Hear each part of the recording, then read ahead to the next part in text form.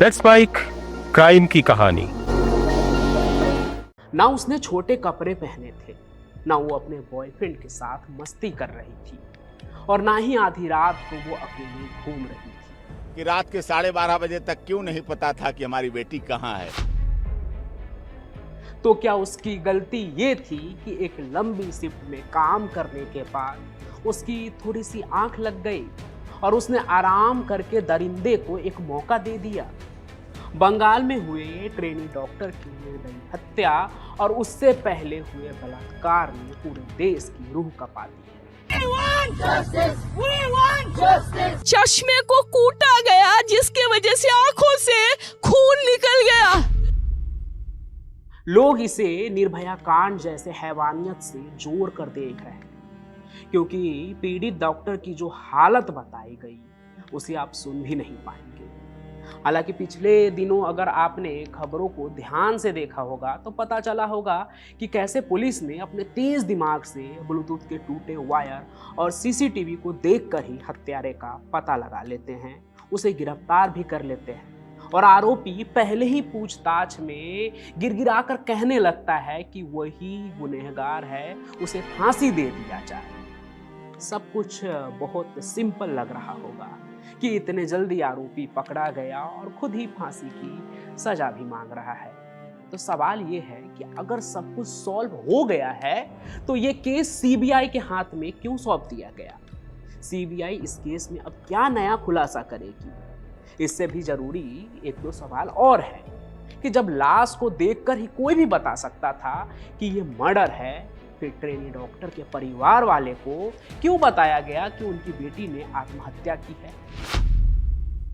आखिर क्यों लड़की के परिवार वालों को घंटों तक उनकी बच्ची की लाश से दूर रखा गया, उसे देखने तक नहीं दिया गया कि आखिर उसकी बेटी कैसी है? और सबसे जरूरी कि वायरल हो रहे चैट और कॉल डिटेल्स में किसे बचाए जाने की बात हो रही है? क्यों ये बात उठ रही है कि ये महज रेप नहीं बल्कि गैंग रेप है, जबकि पुलिस ने तो केस सॉल्व कर दिया है ना? मतलब ये है कि कहीं ना कहीं पुलिस के जांच में कोई ना कोई चूक तो हुई है या शायद किसी को बचाने की साजिश है। ऐसे में सीबीआई के लिए ये केस बहुत चुनौती वाला होने वाला है, क्योंकि एक सॉल्व हो चुके केस की जांच करनी है कि ये कितना सही है और कितना गलत है। तो आइए अब मैं आपको मोटे मोटे तौर पर वो सभी चीज़ें बताता हूँ कि कहाँ क्या चीज़ें रह गई और सीबीआई को इस केस में किन किन चीज़ों का सामना करना पड़ेगा। तो देखिए, इससे पहले कि मैं आगे बढ़ूँ, ये पूरा मामला क्या है जो इतना अभी हाईलाइट हो रहा है और काफ़ी दिल को दुखाने वाला है कि अगर भारत देश में इस तरह से ही महिला के साथ अगर इस तरह से हैवानियत हो रही है तो क्या करे महिला? कहाँ जाए वो? किससे अपनी सुरक्षा मांगे? क्या वो घर से निकलना बंद कर दे? हुआ क्या था उस रात, उसे समझिए। देखिए, जिस रात पूरा भारत नीरज चोपड़ा से गोल्ड की उम्मीद कर रहा था ना, उस रात आरजी कर अस्पताल में भी कुछ ट्रेनी डॉक्टर मैच देखने की तैयारी में थे। सभी ने साथ में डिनर किया, मैच भी देख रहे थे। फिर सभी चले गए और उन्हीं में से एक ट्रेनी डॉक्टर वहीं आराम करने के लिए रुक गई। सेमिनार हॉल था वो, अस्पताल वगैरह में होता है जहाँ लोग मीटिंग करते हैं, कुछ बातचीत होती है, कोई कॉन्फ्रेंस होता है, वैसे सेमिनार हॉल था वो।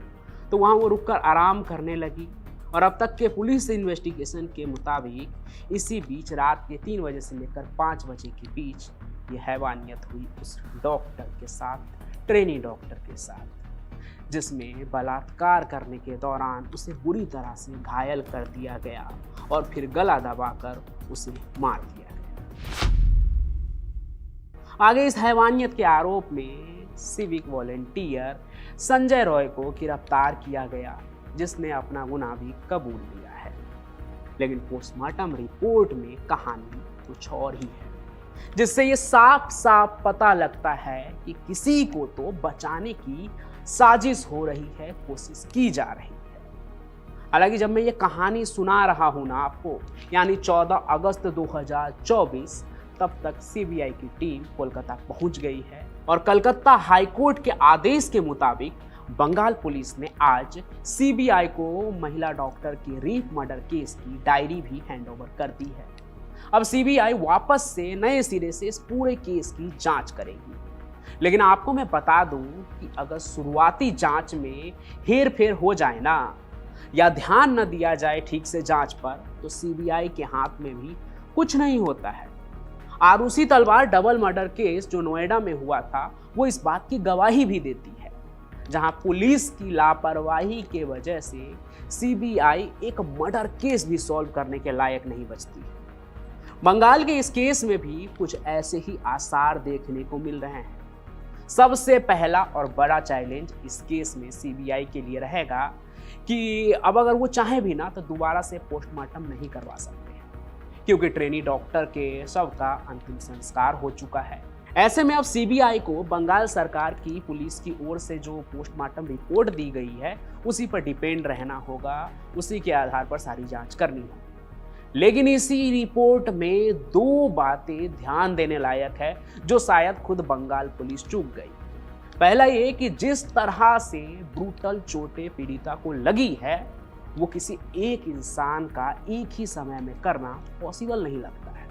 दूसरा, पोस्टमार्टम रिपोर्ट में एक चीज और पाया गया है, जितने क्वांटिटी में सीमेन मिला है ना उस पीड़ित डॉक्टर के बॉडी से, उस पर शक जताया जा रहा है कि ऐसा पॉसिबल ही नहीं है कि ये सिर्फ एक इंसान के ही सीमेन हो।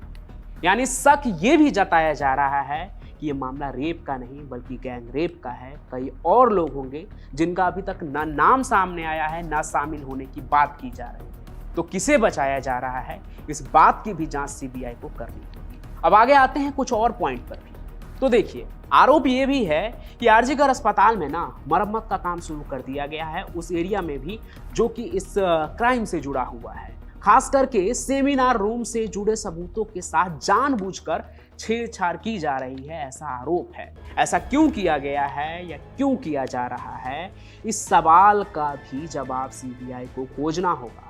हालांकि इस बीच वायरल चैट और फोन रिकॉर्ड हॉट टॉपिक बना हुआ है। डॉक्टरों के बीच बातचीत की वायरल चैट में कहा जा रहा है कि इस घटना के बारे में कई लोगों को पहले से ही जानकारी थी। साथ ही साथ ये भी दावा किया गया है कि उन्हें धमकियां मिल रही है कि अगर मुंह खोला तो जान से भी हाथ धोना पड़ सकता है। और तो और किसी राजनीतिक पहुंच वाले ट्रेनी डॉक्टर के भी इसमें मिले होने का शक जताया जा रहा है। बात ये उठ रही है कि उसकी पहुंच इतनी बड़ी है कि उस तक कोई पहुंच नहीं सकता है। हालांकि अब सीबीआई जांच कर रही है तो नए सिरे से ही जांच करेगी और ट्रेनी डॉक्टर के जितने भी एसोसिएट हैं उनसे भी पूछताछ होगी और पता लगाया जाएगा कि ये जो चैट वायरल हो रहा है इसमें कितनी सच्चाई है और सच में कोई ट्रेनी डॉक्टर भी तो इसमें इन्वॉल्व नहीं है। साथ ही साथ सीबीआई हत्या के सीन को रिक्रिएट भी करेगी और देखेगी कि कोलकाता पुलिस को दिए गए संजय के बयान मेल खाते हैं या नहीं। ये इसलिए किया जाता है ताकि पता लग सके कि किसी ने गवाही सही दी है या गलत। इसे समझने के लिए ना आप आनंद पाल के एनकाउंटर वाले रिक्रिएट को याद कीजिए, जो कहानी मैंने सुनाई थी।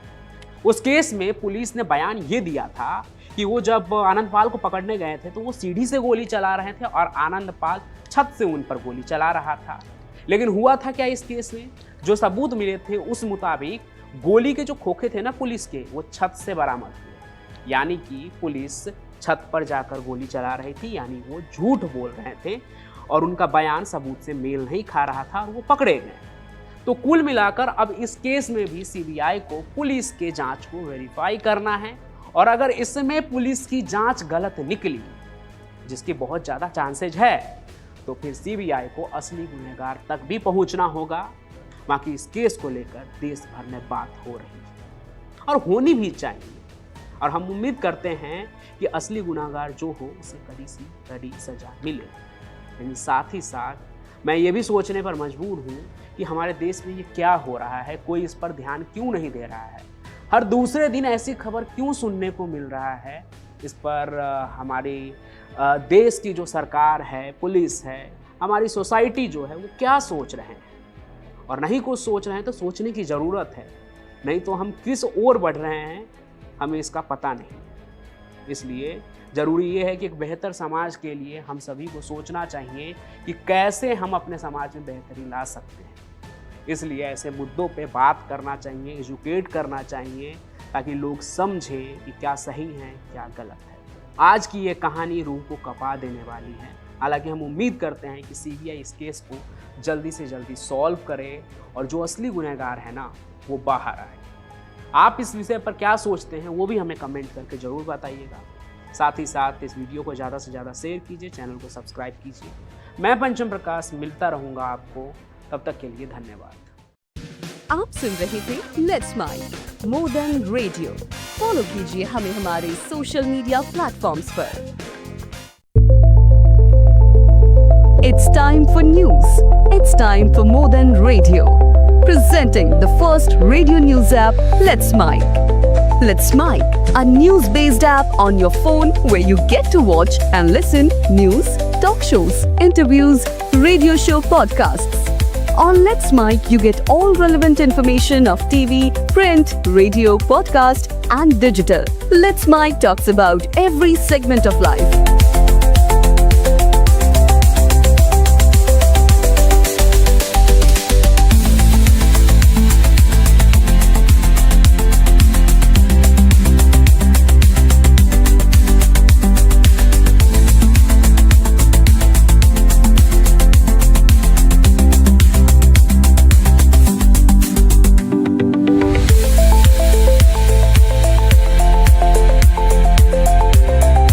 Download the app now from Play Store. Available both on Android and iOS mobile phones. Follow us on YouTube, Instagram, Twitter, LinkedIn, Facebook, Telegram, WhatsApp, Snapchat. Let's talk, let's connect, and let's mic.